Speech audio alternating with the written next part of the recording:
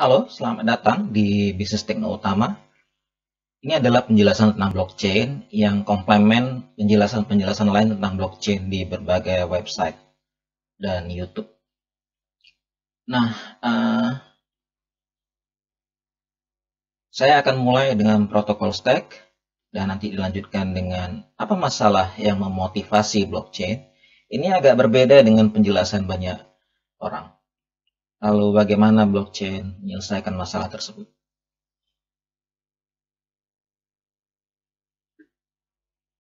Ini adalah protokol stack. Jadi ada banyak protokol bertumpuk. Saya memakai model 5 layer yang sangat umum. Nah, Anda bisa lihat bahwa di sini ada saya sebut secure routing, secure transporting, secure applying.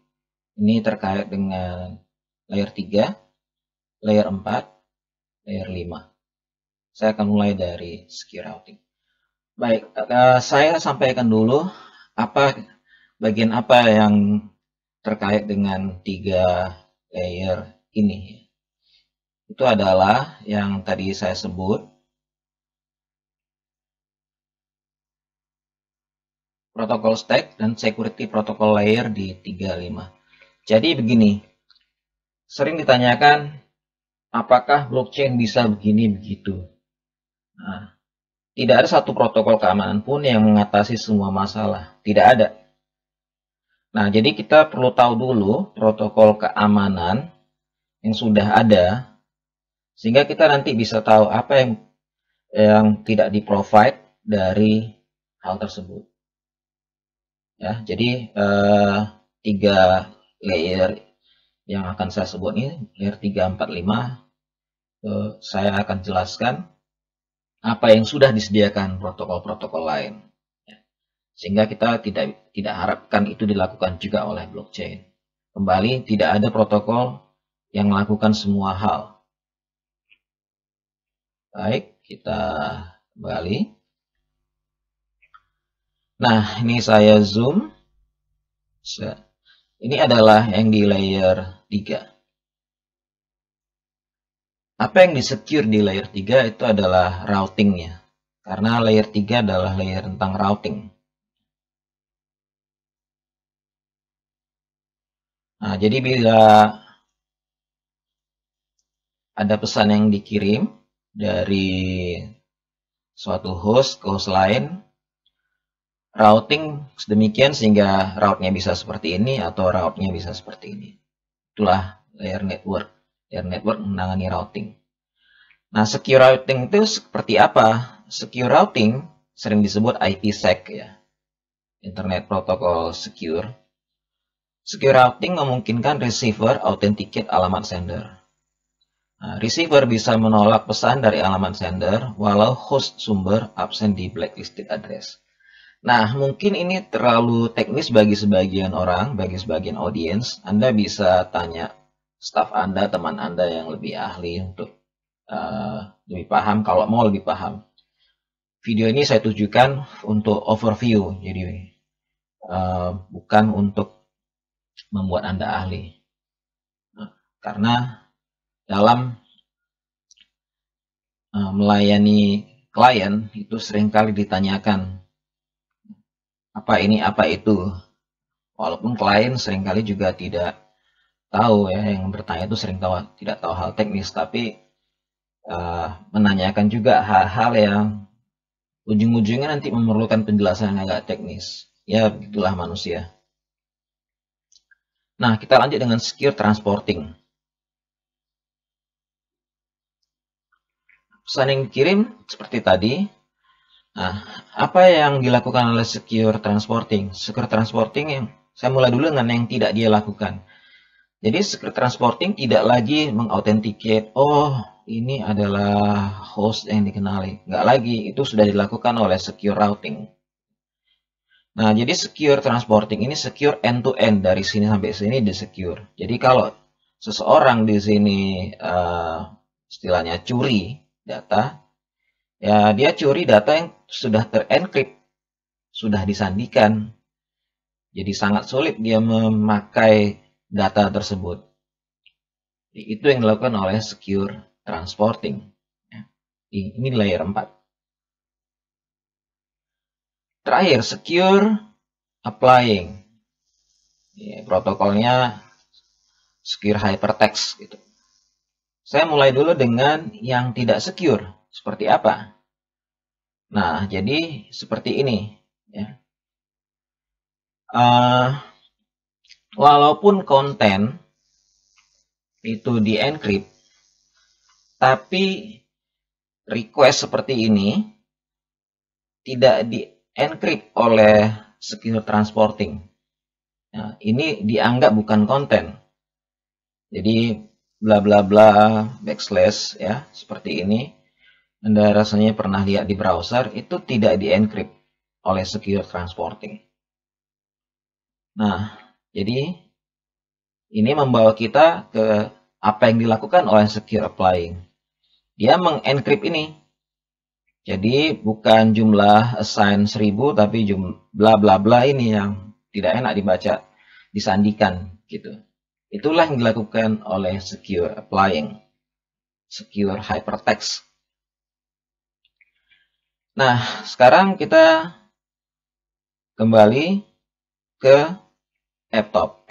Kok ke laptop? Sini. Nah, jadi itu sudah diamankan. Nah, kayaknya semua sudah solve gitu. Apa sih yang memotivasi blockchain? Mari kita lihat. Kita mulai lagi nih, lanjutkan. Nah, jadi dengan semua pengamanan tadi yang sudah disebut, sepertinya tidak ada masalah.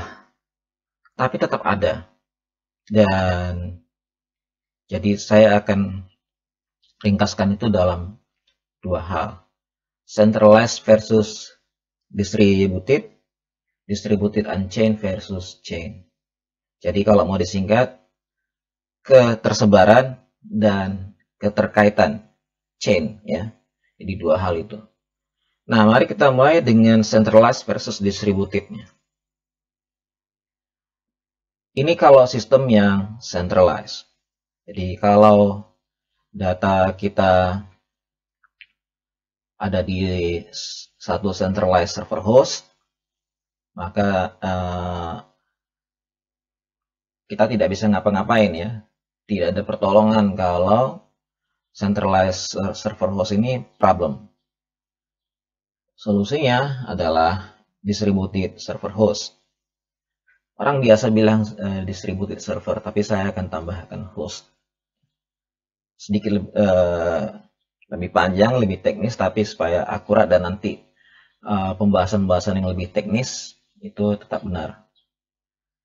Nah, kalau distributed, anggap data disebar secara merata dan diamankan dengan berbagai protokol yang sudah disebut. Data itu secure dan agak safe. Agak saya bilang. Bila ada disaster, misalkan hardware rusak, data tidak hilang, ada salinan.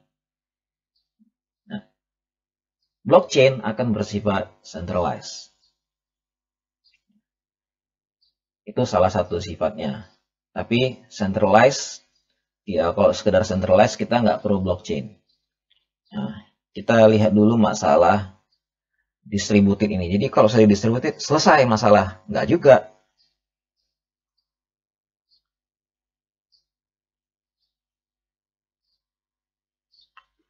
Nah, saya paparkan contoh masalah distributed yang on-chain. Ya. Jadi tadi sebelumnya saya sebut bahwa blockchain itu dua hal, distributedness dan chainness gitu ya, terkaitan. Andai ada disimpan data kedua, usai data pertama yang sukses disimpan di kedua server host.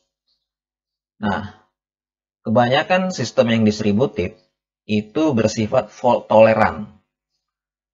Toleran terhadap kesalahan. Jadi kesalahan bahwa tidak tersimpan di sini tapi tersimpan di sini ya, ada yang biru ini. Itu ditoleransi. Dan somehow kita bisa maklumi pemikiran fault tolerance seperti ini. Tidak mudah mewujudkan sistem yang all or nothing istilahnya. Tidak mudah. Bahwa ya kalau gagal di satu, yang di lain juga harus digagalkan. Nah, itu tidak mudah. Kalau berhasil satu harus berhasil juga diwujudkan. Nah, tidak mudah. Jadi kebanyakan provider tidak mau sanggupin hal tersebut. Jadi yang disanggupin tuh fault tolerant. Ya toleransi lah. Masa sih Anda nggak mau terima misalkan gitu yang disampaikan oleh penyedia layanannya. Kan at least ada satu salinan. Dan kalau Bapak nggak suka kami ya silahkan cari orang lain. Kebanyakan orang lain juga akan seperti itu. Betul. Jadi itu yang terjadi. Nah, ada hal lain. Dan inilah tentang chainless-nya. Jadi, gini, misalkan data ini sudah tersimpan, tapi diubah. Nah, ada dua masalah. Pertama, nggak bisa diubah di sini, karena di sini nggak ada sebelumnya. Lalu, ini biasanya tidak di-track perubahannya. Jadi, yang disimpan hanya data terakhir, 120. Yang 100 tadi nggak disimpan. Biasanya begitu. Ya, alasan bermacam. Bisa contoh, wah itu nanti pakai storage terlalu banyak. Nah, seperti itu. Jadi, itulah distributed yang unchained. Distributed solve some problem? Betul. Distributed solve all problems? Enggak. Tetap ada problem. Ini terkait security? Enggak. Ini terkait integritas mungkin. Terkait security-nya, paling dalam sense seperti ini, bahwa tidak diketahui itu data yang asli. Jadi orang ngubah-ngubah data itu nggak tertrack. Perubahan, bukan penambahan. Nah, sekarang kita jadi masuk ke apa ya sebenarnya yang di-solve oleh blockchain yang tidak di-solve oleh semua protokol keamanan lain. At least semua yang saya sebut sebelumnya. Nah, solusi pertama itu masalah integrity, kepaduan ya. Jadi nilai di satu server host dengan server host lain harus padu. Jadi kalau server host ini punya dua rekor, ya ini harus dua rekor juga, kepaduan. Bukan seperti tadi ya. Ini dua rekor, ini satu rekor. Enggak seperti itu. Kalau ini tidak ada integrity istilahnya. Safe mungkin secure. Tapi integrity tidak. Ya, kepaduan data tidak. Nah, hal lain lagi adalah mengenai chainless tadi. Jadi, lebih daripada sekedar, oh ya disimpan di semuanya. Lebih daripada itu, ngubah nih. Kalau ada niat buruk, seseorang bisa ngubah data ya dengan ada maksud tertentu yang buruk. Tanpa blockchain, biasanya ini tidak tertrack. Karena tadi itu masalah storage dan by default memang tidak dibuatlah auditing. Terkait masalah storage sekali lagi. Terlalu banyak nanti yang dikonsum. Nah, anyway, blockchain memang akan track ini. Jadi, selalu bisa dilihat, oh ini 120 ini sebenarnya awalnya 100. Gitu. Ya, jadi itu yang disediakan blockchain. Oke. Kita kembali ke presentasinya.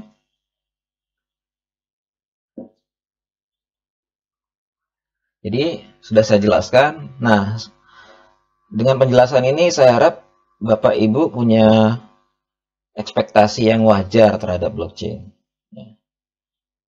You can manage your expectation. Blockchain itu tidak menyelesaikan semua masalah. Dan tidak ada satu protokol keamanan pun yang selesaikan semua masalah. Apa yang di-solve oleh blockchain? Distributedness, ya, all or nothing transaction. Jadi, ada hal integrity di mana semua data sama. Lalu ada hal kedua, mengenai integrity juga. Jadi, perubahan itu di-track. Itu yang disediakan oleh blockchain. Terima kasih sudah menonton. Video ini juga ada di channel Bisnis Dengan Utama. Silahkan main-main ke sana. Silahkan like video ini dan subscribe. Nantikan video-video selanjutnya. Terima kasih.